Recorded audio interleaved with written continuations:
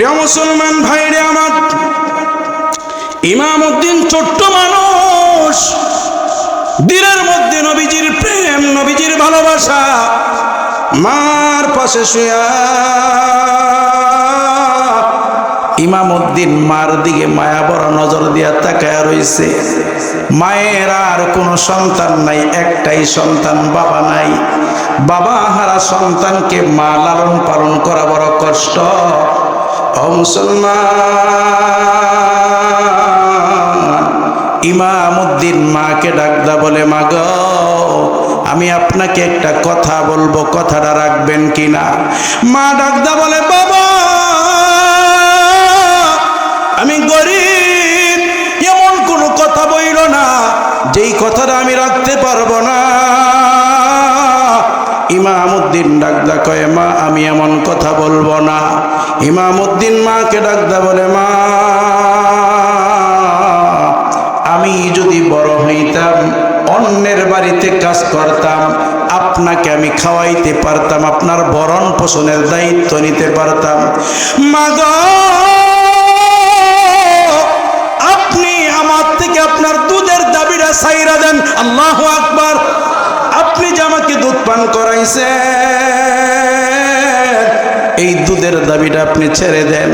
মা ছোট্ট বাচ্চা ইমামউদ্দিনের দিকে তাকায়া রইছে, চোখের পানিগুলা ছেড়ে ছেড়ে ডাকদা বলে, বাবারে, কোনো মা তার সন্তানের প্রতি দুধের দাবি রাখে না। কেন এই কথাটা বলছো আমাকে বলো।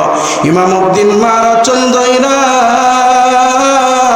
ডাকদা বলে, মা গো, নবী তো দেখি নাই, আপনাকে আমি দুনিয়াতে কিছু দিতে পারবো না, তবে কথা দিতেছি, আমি যদি আমার কাজে সাকসেস হই, আমি যদি আমার কাজে সফল হয়ে যাই, হাসরের ময়দানে নবীর হাতে সুপারিশ করাইয়া আপনি মাকে জাহান্নাম থেকে মুক্তি দিয়া জান্নাতের বাসিন্দা বানায়া দিব।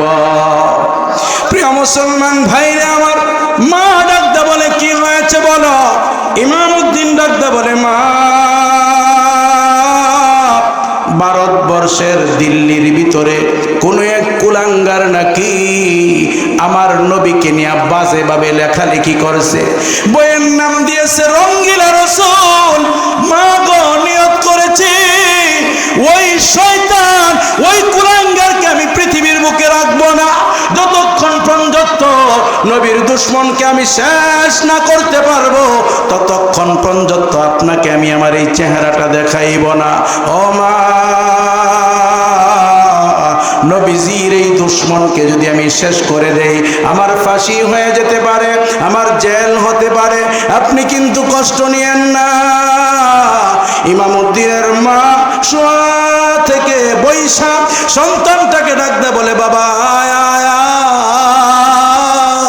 আমি গরিব একজন মহিলা, আমার পেটে যেন আমি এমন হীরার টুকরা জন্ম দিয়েছি, আমি মাও জানি না। আমি মা দোয়া করি, নবীর দুশ্মনকে শেষ করা না পর্যন্ত তুমি ইমামউদ্দিন আমি মাকে ও চেহারা দেখাইবা না। আল্লাহু আকবার। কেমন মা, কেমন সন্তান। ইমামউদ্দিন রাতের বেলা শোয়া, ও মুসলমান, ঘুম আসে না। সকাল যখন হয়ে যায়, মা থেকে বিদায় নিয়া বাজারে গিয়া দাঁড়ালো একটা চাকু ক্রয় করিয়া, চাকুটা গোপন জায়গায় রাইখা দিল্লির দিকে রওনা দিয়েছে। আস্তে আস্তে আস্তে আস্তে মানুষকে জিজ্ঞাসা করতে করতে কোন প্রকাশনায় থেকে বইটা বের হয়েছে, ওই প্রকাশনাটা বের করে প্রকাশনার সামনে চলে যায়। ওরে মুসলমান যুবক যুবতী, বৃদ্ধ বাবা, পর্দার আড়ালে আমার আম্মা, ওই যুবক ইমামউদ্দিন প্রকাশনার সামনে আইসা দারোয়ানকে ডাকদা বলে, রঙ্গিলা রসুল বইটা যে লেখছে, এই বইয়ের মালিকের দোকান কি এটা? দারোয়ান মনে করেছে পুরস্কার দেওয়ার জন্য এসেছে, ধন্যবাদ জানানোর জন্য এসেছে। দারোয়ান হাসি খুশি ডাকদা কয়, হ্যাঁ, এটাই তো দোকান। বলে, মালিকটা আসেনি? বলে, হ্যাঁ, আমি মালিকের সঙ্গে দেখা করব। ও মুসলমান, ইমামউদ্দিনকে ভিতরে ঢুকায়া দেয়। ইমামউদ্দিন আল্লাহর কাছে দোয়া করে, আল্লাহ, আমার হাতের মধ্যে এমন শক্তি দিও, একটা কূপ দিয়া একটা ফার দিয়া যেন পৃথিবীর থেকে তোমার দুশ্মন, তোমার নবীর দুশ্মনটাকে আমি বিদায় করে দিতে পারি। মুসলমান বন্ধু, ভিতরে ঢুকা মাত্র তাকায় দেখে চেয়ারের ভিতরে একটা শয়তান বসা, চেহারার মধ্যে শয়তানের রূপটা ধারণ আছে। ও মুসলমান, ইমামউদ্দিন ইমানওয়ালা যুবক, নবী প্রেমিক যুবক, আল্লাহ প্রেমিক যুবকটা, কিশোরটা সামনে দাঁড়াইয়া ডাকদা কয়, তুমি কি রঙ্গিলা রসুল দেখছ? ওই লোকটা ডাকদা বলে, হ্যাঁ আমি লিখেছি। যেই মাত্র বলেছে আমি লিখেছি, চাকুটা বের করে তার পেটের দিকে তাকাইয়া জোরে যখন একটা গায়ে দিয়েছে, পেটের ভিতরে ডুইকা কলিজার ভিতরে লাইগা যায়, তরু তাজা একটা মানুষ দুনিয়ার থেকে বিদায় নিবে। ও মুসলমান, গলা কাটা গরুর নেয় যখন ফুফা ফুফি শুরু করে দিয়েছে, বাহিরের থেকে দারোয়ানটা ডুইকা দেখে রক্তে ভাসতেছে, রক্তের ভিতরে তার মালিক পরে গড়াগড়ি করতেছে। ইমামউদ্দিন জায়গায় দাঁড়ায় রইছে, দারোয়ান তারে দইরা চিল্লা চিল্লি করে হইচই করে। মানুষ যখন জড়ো হয়ে গিয়েছে, ইমামউদ্দিনকে দইরা যে যেমনে পারে, কেউ ঘুষা দেয়, কেউ কিল দেয়, কেউ লাত্তি দেয়। ইমামউদ্দিন দাঁড়ায় না, ইমামউদ্দিনের চেহারার মধ্যে মুস্কি মুস্কি হাসি। মুসলমানেরা খুশি, আল্লাহর পয়গম্বরের দুশমনকে দুনিয়ার থেকে বিদায় করছে। কিন্তু মুসলমানদের কলিজার মধ্যে আঘাত। ইমামউদ্দিন কিশোর মানুষ, তারে মারছে ঠিক আছে, ইচ্ছা করলে তো এই জায়গার থেকে পালায়া যাইতে পারতো, দৌড়াইয়া দূরে যাইতে পারতো। ইমামউদ্দিন কেন গেল না? ওরে মুসলমান,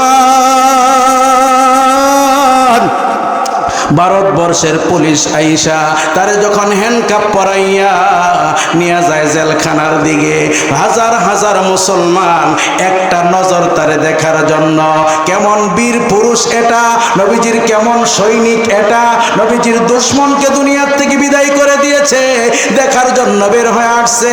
হিন্দু আর মুশরিকেরা, নাস্তিকেরা যে যার মতো গালিগালাজ করতেছে, কেউ জুতা নিক্ষেপ করে, কেউ পাথর নিক্ষেপ করে। মুসলমান,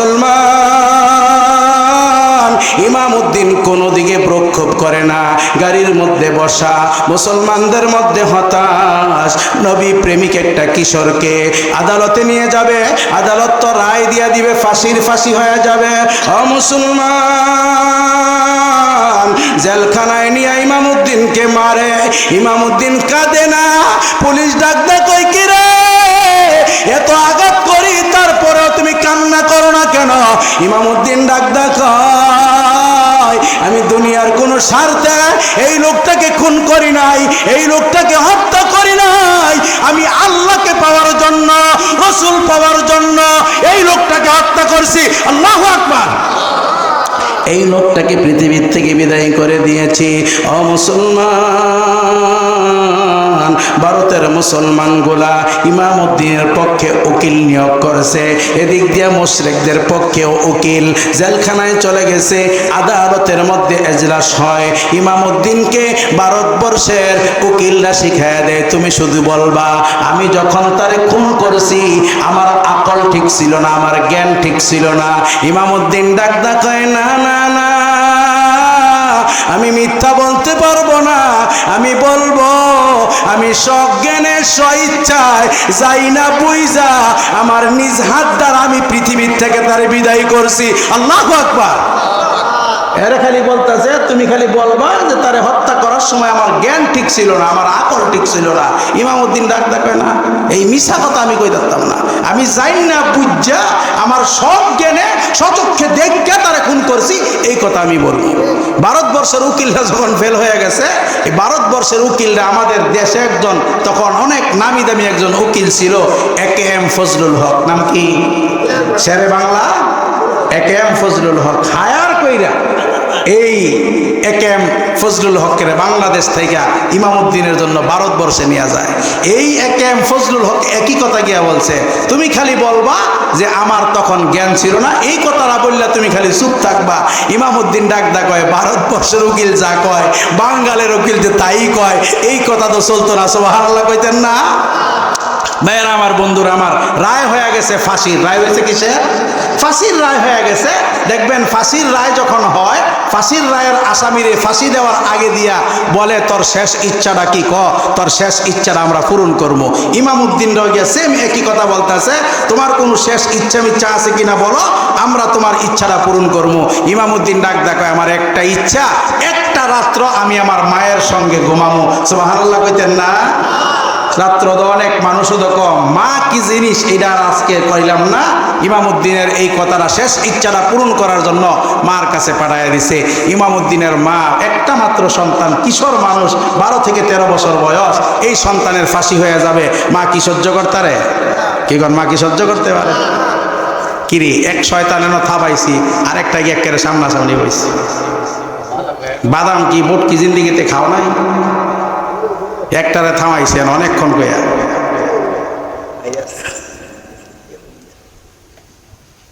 এটা কি গানের আসর? এই তোমরা যে গান দাও এগুলো তো আমি করছি ছোটবেলায়, আমিও করছি। খেলা, ফুটবল খেলা, হাড্ডুডু খেলা হয় না? এই হাড্ডুডু খেলা, ফুটবল খেলার মধ্যে গিয়ে বাদাম খায়, বোট খায়, কুটকুটি খায়, আর কত কিছু খায়, খায় না? ওয়াজ মাহফিলে এগুলা চলে না বাবারা। কুমিল্লার মানুষ তো তোমরা ভদ্র, কিন্তু আজকে দরকারে সব অভদ্র বানাই লাইছ। আমি তো সারা বাংলাদেশ ঘুরি, এই বদনাম তো কি আমি সারা বাংলাদেশে কামো? এটা কইয়া দিয়ে গেলাম, আমি কথাটা আমি কমো, সারা বাংলাদেশ কমো, যে এই মুখ জায়গায় গেছিলাম মাহফিলে, এই অবস্থা করছে তারা। মানুষ হই তোমরা গইন্না তিনালি হইবা। আমগর লোকে যদি তোমরা এমন করো, তো ইমাম সাহেবের লোকে কি করো তোমরা? জুমার দিন মনে হয় ফাও দিয়ে ইমাম সাহেবের বরাবর বইয়া থাও না?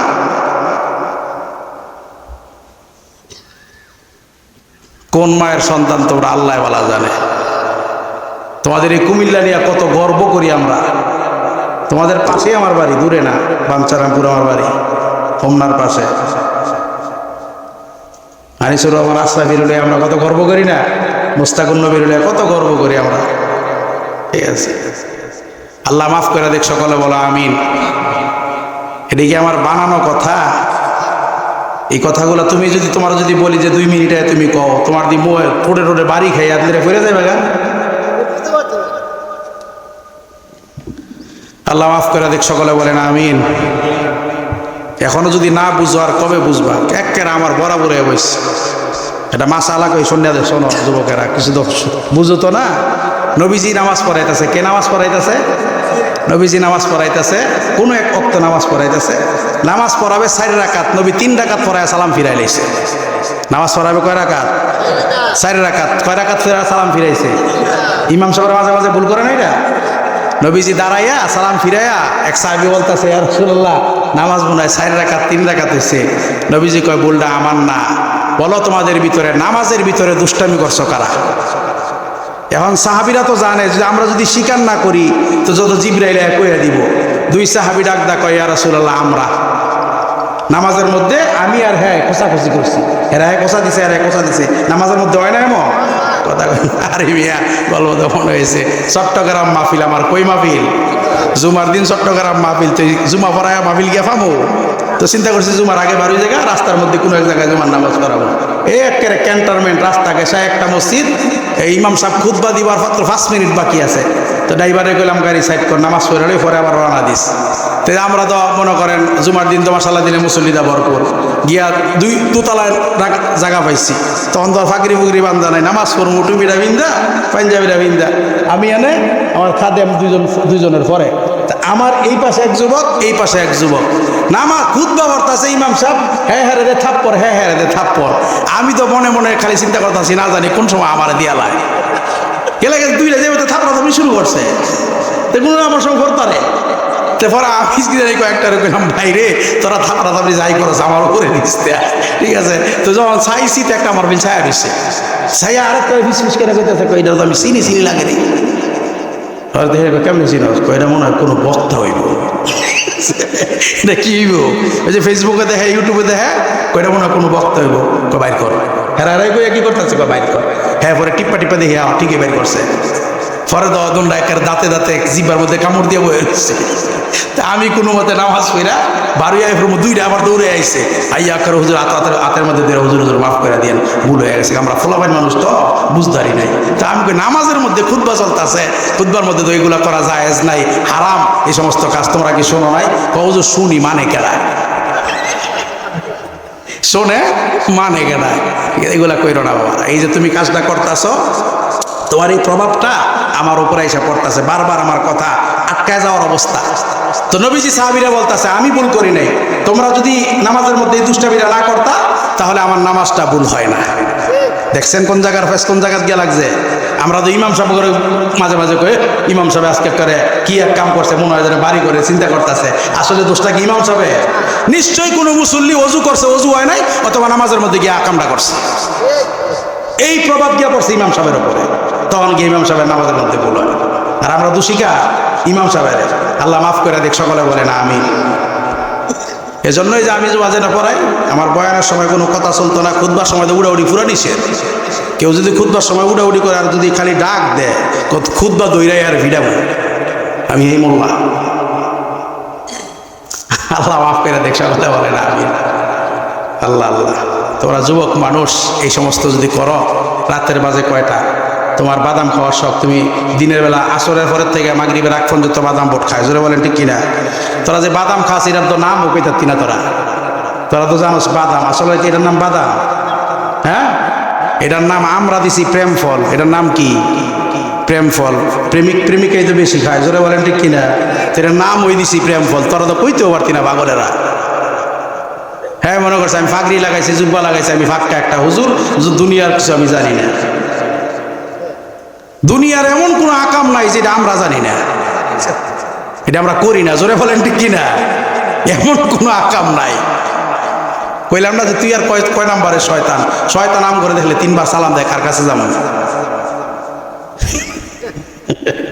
আল্লাহ মাফ করে দেখ। যে কথাটা বলতেছিলাম, ইমামউদ্দিনের ফাঁসির রায় হয়েছে। কি হয়েছে? ফাঁসির রায় হয়েছে। কার লগে গিয়ে ঘুমাইতে চাইতেছে? মার সাথে ঘুমাইতে চাইতেছে।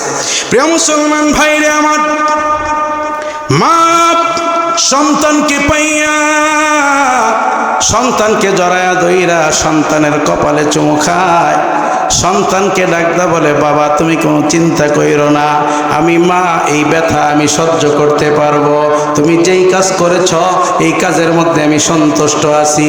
এই কথা বইলা সন্তানের জন্য নানান আইটেমের পাক কইরা রাতের বেলা খাবার খাওয়াইয়া, মা নিজে বুকের সঙ্গে বুক লাগাইয়া ঘুম পাড়াইয়া, মা ঘুমায় না, সন্তানের আগামীকাল ফাঁসি হয়ে যাবে, মার বুঝি ঘুম আছে। যেই সন্তান জ্বর হলে মা ঘুমাইতে পারে না, যেই সন্তানের পেট ব্যথা হলে মা ঘুমাইতে পারে না, ওই সন্তানের ফাঁসি হয়ে যাবে, মা কেমন করে ঘুমায়? মা ঘুমায় না।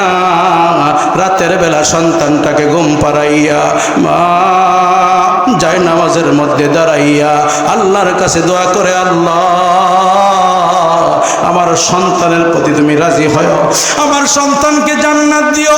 মা নামাজের ভিতরে মুনাজাত দিয়া মুনাজাতের ভিতরে আছে, এমত অবস্থায় ও মুসলমান যুবক যুবতী পর্দার আড়ালে আমার মা ইমামউদ্দিন ঘুমের ঘরে একটা চিৎকার মাইরা উঠে। ইমামউদ্দিনের মা দোয়াটা শেষ কইরা ইমামউদ্দিনকে ডাকদা কয়ে বাবা কি হয়েছে, ভয় পেয়েছো কিনা? ইমামউদ্দিনের চেহারার মধ্যে কোনো ভয়ের ছাপ নাই। ইমামউদ্দিন ডাকদা বলে না আমি ভয় পাই নাই। তাহলে চিৎকার দিলা কেন? ইমামউদ্দিন ডাকদা কয়ে মা গো এখন বলবো না, আমার যখন ফাঁসি হয়ে যাবে, ফাঁসির সময় হয়ে যাবে, ফাঁসির 10 মিনিট আগে আমি বইলা যাব আমি কেন চিৎকার দিয়েছি। সকাল হয়েছে, পুলিশরা দইরা জেলখানায় নিয়ে গিয়েছে, কথার বাদ কথা ধরেন সকাল 10টায় তার রায়। ও মুসলমান, সকাল 10টা যখন বেজে যাবে, মা সহ হাজার হাজার ইসলাম প্রিয় দিন প্রিয় নর আর নারী মুসলমানেরা জেলখানার সম্মুখে উপস্থিত হয়ে গেছে। ইমামউদ্দিনকে নিয়ে যাবে ফাঁসির মঞ্চে। ইমামউদ্দিনের মা ইমামউদ্দিনকে ডাকদা বলে বাবারে বলছিলা চিৎকারের কারণটা বলবা, এখন বলো না। ইমামউদ্দিন দাঁড়াইয়া ইমামউদ্দিনের মাকে ডাকদা কয়ে মা গো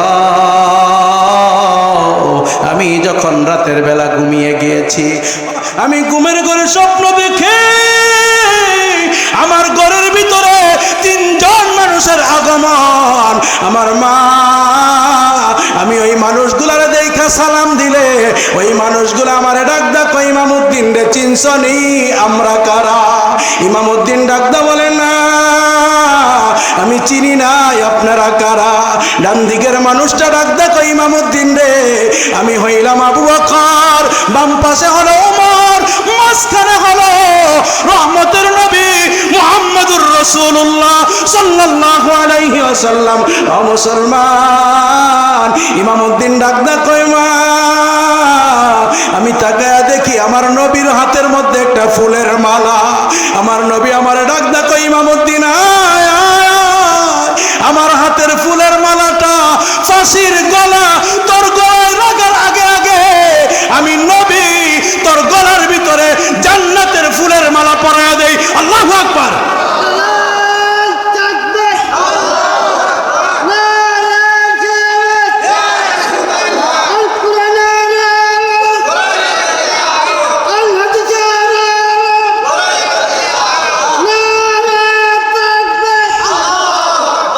ইমামউদ্দিনের মাকে ইমামউদ্দিন ডাকদা বলে, মা আমার নবী রাতের বেলা আমার গলায় জান্নাতের মালা পরায়া দিয়েছে।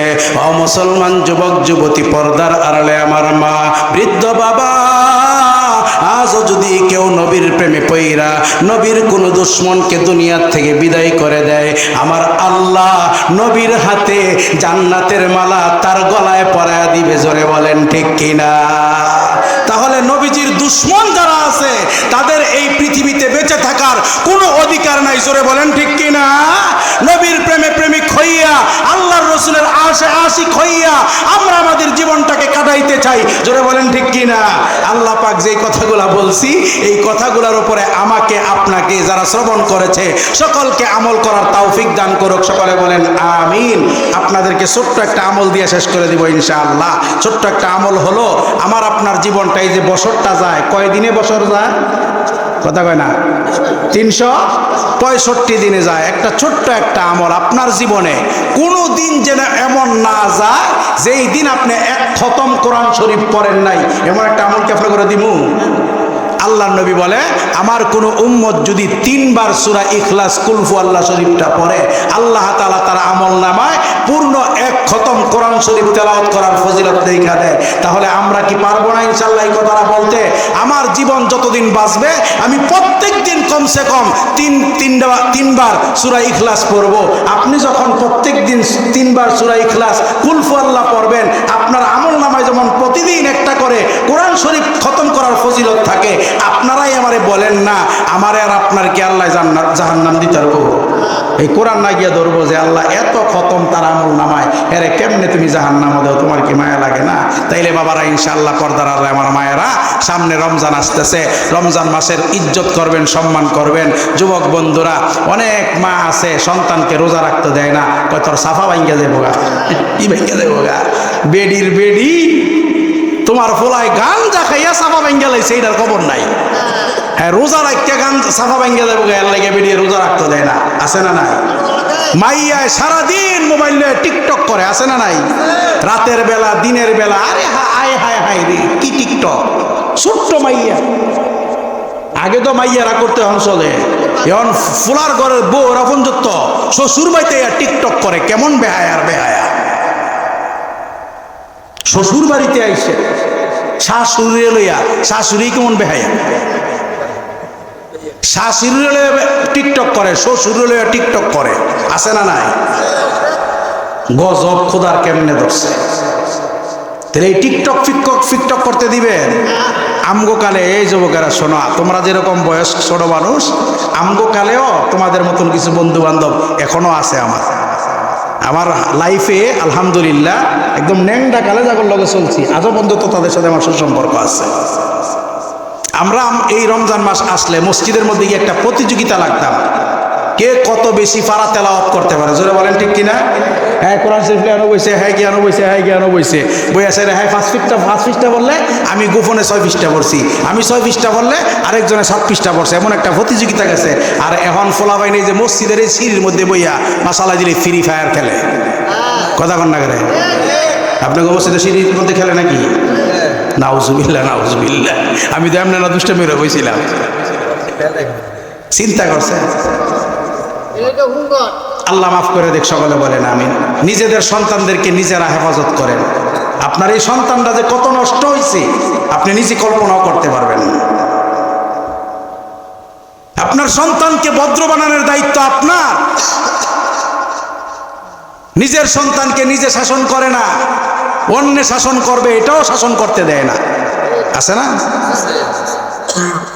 আমি কেমনে কথাটা কইলাম, আমি আমার যে বাসার থাকি, বাসার পাশে একটা মসজিদ, মসজিদের সামনে হইলো দোকান। একদিন দেখি 8-10টা একদম নামাজের সালাম ফিরে এসার নামাজ পড়ে, আমি আর সুন্নত পড়ি আইসা বলছি আর কি, ওমা দেখে ফোলাফেন সমালে 8-10টায় মিললাম মোবাইল টিপে, আমি খাইছে গেছি। তো অনেকক্ষণ পর্যন্ত দাঁড়ায় দৃশ্যটা দেখছি, দেখে যারা পরে বললাম কিরে তোরা মুসলমান না?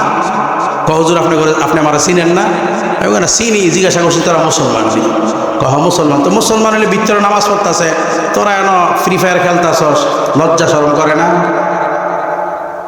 কেউ কোনটায় ওর মাথা উড়ায় না, একটা উঠতে যাবো, আমাকে উড়িস না ব, তোরা দেখলে আমার সালাম কালাম দেশ। আমি যেরকম নামাজ পড়ি, আমার উপরে যেরকম নামাজ পড়া ফরজ, তোদের উপরে তো নামাজ পড়া ফরজ। আমি সুন্দরভাবে কথা বলছি। সকালবেলা শুনি এক বেড়ায় কইতাছে, হুজুরে আমগো ফোলাফাইন্ডে দমকানের কেডায়, হুজুরে আমগো ফোলাফাইন্ডে দমকানের কেডায়। তো আমার আবার একটা বিশেষ গুণ আছে, এলাকার নেতাগুলোর লগে আমার ভালো সম্পর্ক। তো এলাকার যিনি উপজেলা চেয়ারম্যান এবং এমপি প্রার্থী ছিল, ওনার সাথে আমার খুব গভীর সম্পর্ক। তা আমি পরে হ্যাঁ ডাক গেলাম, আপনি বলে এই কথা কইছেন যে হুজুরে দমকানের সাহস কেডায়, তোর ফোলারে যদি আমি আর কোনোদিন এখানে দেখি, আজকে দমকাইছি কান্ডার দইরা সটকাইয়া এই এলাকা ছাড়া করে দিব, তুই চিন্তা রাইছে আমারে। পরে কয় ক্ষমতার পাওয়ার দেখেন, আমি ক্ষমতার পাওয়ারই দেখাইলাম, পারলে সিরিজ। যার লোকে যে মনে মন না হইলে তো চলে না, জোরে বলেন ঠিক কিনা? সব জায়গায় নরম হইলে চলবো? সব জায়গায় নরম হলে চলতো না। পয়গম্বরদের ভিতরে রাগ ছিল, আবার নরমও ছিল। সাহাবীদের ভিতরে রাগই ছিল, আবার নরমও ছিল। ওলিদের ভিতরেও নরমও ছিল, গরমও ছিল, আছে না নাই? যেমন এই বাংলাদেশের শাহজালাল, শাহপরান, দুনরাই কি এক? আপনারাই দাম করতে ভালো জানেন, শাহজালালে নরম মানুষ, শাহপরানে গরম মানুষ। তো হুজুর গভীর তো এমন হই, আল্লাহ করে বুঝার তৌফিক দান করুক। হ্যাঁ বাইরা যুবক বন্ধুরা, এই যে রমজানটা আসতেছে, আল্লাহর ওয়াস্তে দুইটা পায়ের মধ্যে হাত দিয়া বইলা যেতেছি, সময়টা নষ্ট করো না, রোজা রাখো। এই ফ্রি ফায়ার খেয়ে সারাটা রাত্র কাটাইয়া সকালবেলা এই হোটেলের মধ্যে নাস্তা খাইস না, আল্লাহর কাছে জবাবটা দিবি কি? এই যে হুজুরের খালাতো ভাই বোন এনে থাকে ছোট্ট আব্দুল্লাহ, ছোট্ট মানুষ, 18 পারা হুজুরের কাছে থেকে নাকি মুস্ত করে রয়েছে। আমি দেখি আশ্চর্য, ছোট্ট ওই যে এই যে দুষ্ট, ঠিক আছে, 18 পারা, 1 লাখ। আমি আশ্চর্য, 1 লাখ এই বয়সে কেমনে মুখস্থ করে নিল আল্লাহর কালাম। অবশ্য আপনাদের মতন যুবকেরা কোরআন শরীফটা পড়তাতেন না। লজ্জা লাগার বিষয় না, কি কর, শরম লাগার বিষয় না। হ্যাঁ মুসলমানের সন্তান, আপনিও মুসলমানের সন্তান।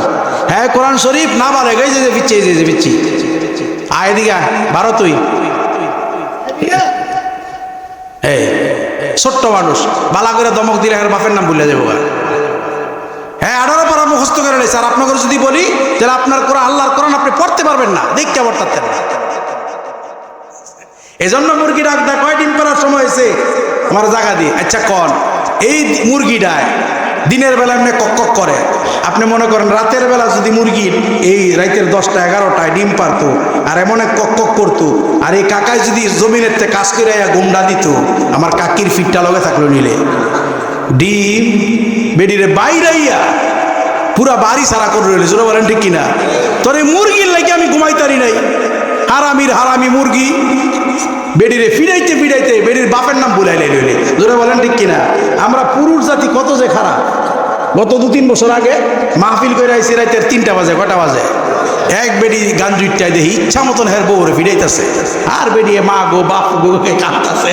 ঠিক আছে, আমি কারবারটা দেখছো তুই রাইতের বেলা, শহর তো আবার কিছু কইতেও পারি না। ও মা কত মাইরের পরে কয় তোর দাদি তালাক, তোর নানি তালাক, তুই তালাক। তা আমি সকালবেলা পরে হেরে দোষী এই মিয়া আপনি তালাক দিবেন বালা কথা আপনার বউরে দিবেন দাদিরে নানিরে বেডির মারে সহ হুজুর গোড়া পরিষ্কার করেছি তার গোড়া বালা না কেমন খারাপ খারাপ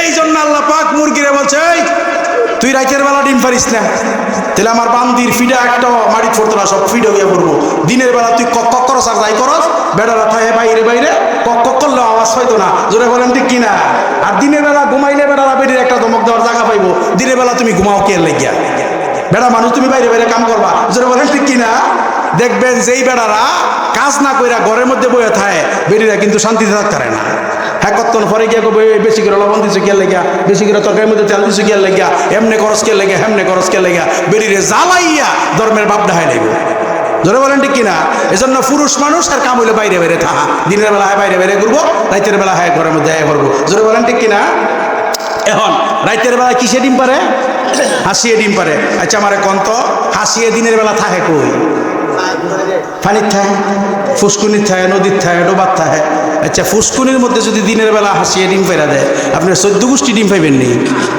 এটা ফেহের তলে যাবো গা কাদার তলে যাবো গা এই জন্য আল্লাহ পাক হাসিরে হয়েছে এই কাম করা দরকার না তুই ঘরের রাতের বেলা ঘর থাকস তোর খোয়ারের মধ্যে তুই রাতের বেলা আস্তে করে ডিম ফেরা দিবি সকালবেলা আমার বান্দিরা ফজরের নামাজ পড়ে তোরে সাইরা দিব ডিমটা আইনা আমার বান্দা করে বাজ্যা খাওয়াইবো সিদ্ধ করে খাওয়াইবো মারামারি করার লাগিয়া হ্যাঁ একটা বড় কেনা মারামারি করার লাগিয়া যে তোরা 4টা ডিম খাওয়াই দিছে আজকে শক্তি বেশি হয়েছে তোর শাসার মাথার মধ্যে বাড়ি দিস ঠিক আছে আল্লাহ এই জন্য হাসিরে বলছে তুমি দিনের বেলা রাতের বেলা ডিম পারবা আলহামদুলিল্লাহ কইতেন না এখন কবেন হুজুর এত কথা আপনি পাইছেন কই এত কথা লেখছে হায়াতুল হাইওয়ান নামক একটা কিতাব আছে কি কিতাব হায়াতুল হাইওয়ান নামক একটা কিতাব আছে এই কিতাবের মধ্যে কথাগুলো লেখছে আল্লাহ পাক আম করে বুঝার তৌফিক দান করুক সকলে ইস্তেগফার করেন আস্তাগফিরুল্লাহাল্লাযী লা ইলাহা ইল্লা হুয়াল হাইয়ুল কাইয়্যুম ওয়া আতুবু ইলাইহি লা হাওলা ওয়া লা قوة إلا بالله العلي العظيم أستغفر الله الذي لا إله إلا هو الحي القيوم وأتوب إليه لا حول ولا قوة إلا بالله العلي العظيم اللهم صل على محمد وعلى آل محمد كما صليت على إبراهيم وعلى آل إبراهيم إنك حميد مجيد اللهم بارك على محمد وعلى آل محمد كما باركت على إبراهيم وعلى